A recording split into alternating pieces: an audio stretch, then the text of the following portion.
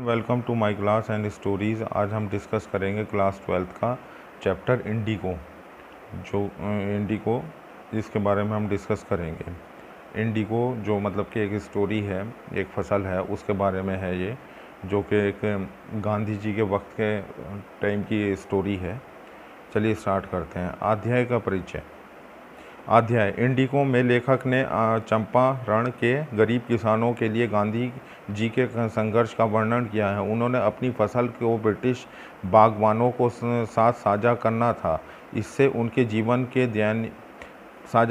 इसने उनके जीवन को दयनीय बना दिया, क्योंकि उन्हें एक समझौते के अनुसार इंडिगो को उगाने के लिए मजबूर किया गया था। इसी के पूरे ये स्टोरी जो है अराउंड सराउंड है कि गांधी जी ने कैसे संघर्ष किया।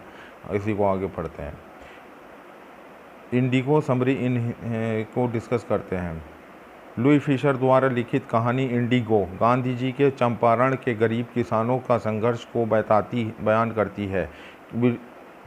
किसान ब्रिटिश बागान के साथ हिस्सेदारी करने वाले थे। एक पुराने समझौते के अनुसार किसानों को 15% ज़मीन पर इंडिगो का उत्पादन करना था। इसके मकान मालिक यानी कि जो कृषि मालिक होते हैं को किराए के रूप में देना था।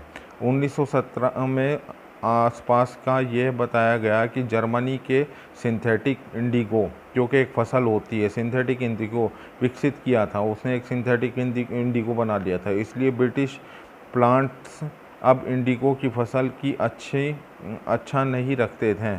किसानों को पुराने 15% समझौते से मुक्त कराने के लिए उनसे मुआवजे की मांग की गई। अधिकांश अनपढ़ किसान इससे सहमत थे, हालांकि अन्य ने इससे इनकार कर दिया था। अदालत जाने के लिए वकील लगे हुए थे। उस समय राजकुमार शुक्ला एक शेयरक्रॉपर के अनुरोध पर गांधी जी चंपारण में दिखाई दिए। उन्होंने गरीब किसानों के लिए 1 साल तक लंबी लड़ाई लड़ी और उनके लिए न्याय पाने में कामयाब रहे। किसान को अब हिम्मत मिली और वे अपने अधिकारों के प्रति जागरूक हुए। राजनीतिक और आर्थिक संघर्ष के साथ साथ गांधी जी ने सामाजिक स्तर पर भी काम किया है। उन्होंने गरीब किसानों के परिवारों की शिक्षा, स्वास्थ्य और स्वच्छता के लिए स्वयंवर का पाठ पढ़ाकर उनकी व्यवस्था की। यह भारतीय स्वतंत्रता के लिए संघर्ष को आगे बढ़ाने के तरीके में से एक था। इन टोटल इसकी डिटेल में इसके डिस्कशन करते हैं। यह कहानी 1916 में स्थापित की गई थी, जहां गांधी जी चंपारण के गरीब किसान के झुंड की मदद के लिए कदम बढ़ाते हैं। यह बताते हैं कि उन्हें न्याय और समानता लाने के लिए उन्होंने किस तरह संघर्ष किया। इस प्रकार चंपारण के अधिकांश कृषि योग्य भूमि से शुरू होता है, जो एक बड़ी संपत्ति में विभाजित होता है। संपत्ति के मालिक अंग्रेज हैं और मजदूर भारतीय किराएदार हैं। हमें सीखते हैं कि इस भूमि पर मुख्य वाणिज्य फसल इंडिगो है, जो इंडिगो एक फसल होती है। इसके अलावा हमें यह भी देखते हैं कि मकान मालिक यानी कि लैंडलॉर्ड जो होता है, लैंडलॉर्ड जो अंग्रेज़ थे, सभी किराएदारों को अपना इंडिगो का 15% संयंत्र लगाने पर फसल किराए के रूप में जमा कराने के लिए मजबूर करते हैं। ऐसा करने के लिए किराएदार एक दीर्घकालिक समझौते के तहत हैं। हालांकि जर्मन ने सिंथेटिक इंडिगो विकसित करना शुरू कर दिया। इस प्रकार अंग्रेज़ों को इंडिगो की फसल की आवश्यकता नहीं है। इस प्रकार गरीब किसानों का उनके 15% समझौते से मुक्त कराने के लिए वे मुआवजे की मांग लगते हैं। जबकि कुछ अशिक्षित किसान इस पर सहमत रहते हैं, दूसरे सहमत नहीं रहते। इस प्रकार हम नोटिस करते हैं कि शेयरधारक में से एक राजकुमार शुक्ला गांधी जी के साथ बैठक की व्यवस्था करते हैं।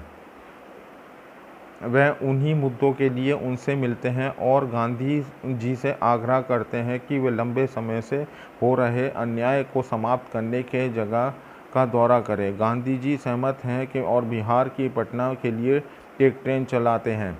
उसके बाद में राजकुमार शुक्ला जी गांधी को वकील राजेंद्र प्रसाद के घर जाने में मदद करते हैं। जैसे कि गांधी जी कपड़े पहनते हैं, नौकर उन्हें गरीब किसान समझने लगते हैं। इस प्रकार गांधी जी ने किसानों को किसी भी न्याय दिलाने की कोशिश करने से पहले योजना बनाई। ऐसा इसलिए क्या, क्योंकि ब्रिटिश सरकार की किसी को भी सज़ा दे रही थी और जो राष्ट्रीय नेता थे प्रदर्शनकारियों को रख रहे थे। इस प्रकार जब गांधी जी इन जगह में पहुंचे तो उनके आगमन पर मिशन की खबर जंगल में आग की तरह पूरे शहर में फैल गई। इसके परिणामस्वरूप उनके समर्थन में बड़ी संख्या में वकील और किसान के समूह सम्मिलित हुए। नतीजतन वकीलों ने स्वीकार किया कि वह आरोप एक गरीब किसान के लिए काफ़ी अधिक और अनुचित है। हालांकि गांधी जी ने शेयरधारक से बड़ी फीस वसूलने के लिए उनकी आलोचना कर रहे थे। वह परामर्श पर जोर दे रहा थे क्योंकि इससे किसानों के उनके भय को लड़ने का आत्मविश्वास मिलेगा। इस प्रकार वह किसानों के लिए 1 साल की लड़ाई के बाद न्याय पाने का प्रबंध करते हैं।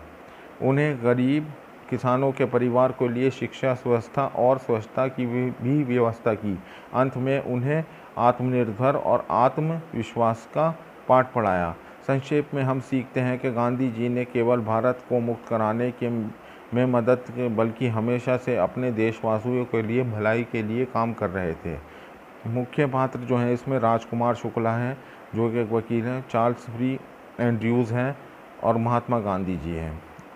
यही इसका टाइटल है कि गांधी जी का संघर्ष है, गांधी जी ने कैसे संघर्ष किया, जो कि मतलब कि पूरे जो है किसानों के लिए जो इंडिगो फसल थी उसके लिए एक संघर्ष था। ये इन टोटल जो कहानी में दर्शाया गया कि गांधी जी ने सिर्फ रिवॉल्यूशन आज़ादी के लिए लड़ाई नहीं लड़ी बल्कि गरीबों के लिए, गरीबों के शिक्षा के लिए, व्यवस्था के लिए, स्वच्छता के लिए भी उन्होंने बहुत महत्वपूर्ण कदम उठाए हैं।